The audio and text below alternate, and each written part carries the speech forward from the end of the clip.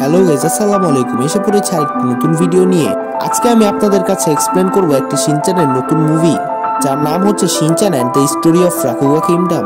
তো আশা করছি ভিডিওতে শেষ পর্যন্ত থাকবেন। তো মুভিটি শুরু করা যাক। তো মুভি শুরুতে আমরা দেখতে পাই যে মাসাও একটি 3D গ্লাস পরে খেলা করছিল। তখনই আমরা জানতে পারি যে শিনচ্যানদের তাদের স্কুল থেকে ডিপার্টমেন্টাল স্টোরে খেলতে নিয়ে এসেছিল।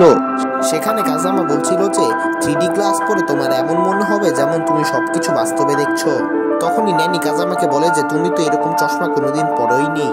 আর আমরা সেখানে দেখতে পাই শিনচ্যান মাটিতে কলমের সাহায্যে কিছু আঁকাআঁকি করছিল। সে একটা প্যান্টের ছবি আঁকে, কিন্তু তখনই ইউশিনাগা ম্যাম তাকে আটকে ফেলে। তারপর ক্যামেরা অ্যাঙ্গেল চেঞ্জ হয় আর আমাদের রাকুগা কিংডম দেখানো হয়, যেখানে রাকুগা কিংডমের রাজা পর্যন্ত শিনচ্যানের ড্রয়িং এর প্রশংসা করছিল। তখন সেই রাজ্যের প্রতিটা মন্ত্রী তার ড্রয়িং এর প্রশংসা করতে থাকে। তখন রাজা বলতে শুরু করে যে প্রতিটা বাবা মারই উচিত তাদের বাচ্চাদের ড্রয়িং করতে দেওয়া। তখন ডিফেন্স মিনিস্টার বলে যে আমরা যদি সকল বাবা মায়েদের বন্দি করে ফেলি এবং বাচ্চাদের জোর করে ড্রয়িং করাই, তাহলে তারা ড্রয়িং করতে বাধ্য থাকবে। আর এর উত্তরে রাজা অস্বীকার করে। কিন্তু তখন ডিফেন্স মিনিস্টার বলে যে কে কে আমার পক্ষে আছো তারা হাত তোলো। তখন কোর্টে সবাই হাত তুলে ফেলে। আর তখন ডিফেন্স মিনিস্টার রাজাকে বন্দি করে ফেলে।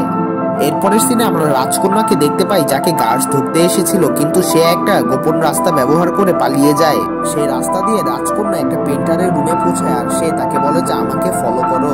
তারপর সে রাজকন্যা গোপন একটা রাস্তা ব্যবহার করে একটা রুমে গিয়ে পৌঁছায়। আর সেই রুমে একটা ম্যাজিক্যাল ক্রেয়ন রাখা ছিল। এই ক্রেয়নের একটা বিশেষত্ব ছিল যে এই ক্রেয়নটা দিয়ে যেটা আঁকা হবে সেটা বাস্তবে এসে পড়বে। তারপর সেই রাজকন্যা সেই পেন্টারকে সেই ক্রেয়নটা দিয়ে বলে যে তোমাকে পৃথিবীতে গিয়ে এমন একজন হিরোকে খুঁজতে হবে যে এই ক্রেয়নটা ইউজ করতে পারবে। আর সেই পেন্টারটা রাজকন্যার কথা অমান্য করতে পারে না, তাই সে পৃথিবীতে যাওয়ার জন্য রাজি হয়ে যায়।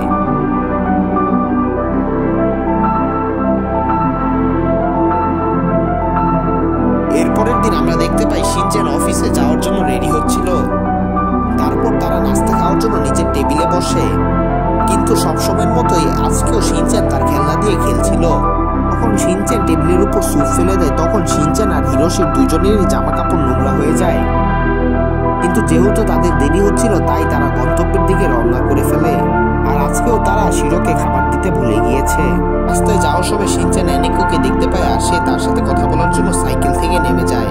অন্যদিকে আমরা দেখতে পাই রাকুগা কিংডমের সৈন্যরা পৃথিবীতে আসার জন্য প্রস্তুতি নিচ্ছিল। আর তখনই ডিফেন্স মিনিস্টার বলে যে ম্যাজিক ক্রেয়নটা নিয়ে আসো, কিন্তু তখনই গার্ডসরা বলে যে সেখান থেকে ম্যাজিক ক্রেয়ন আগেই কেউ নিয়ে গিয়েছে।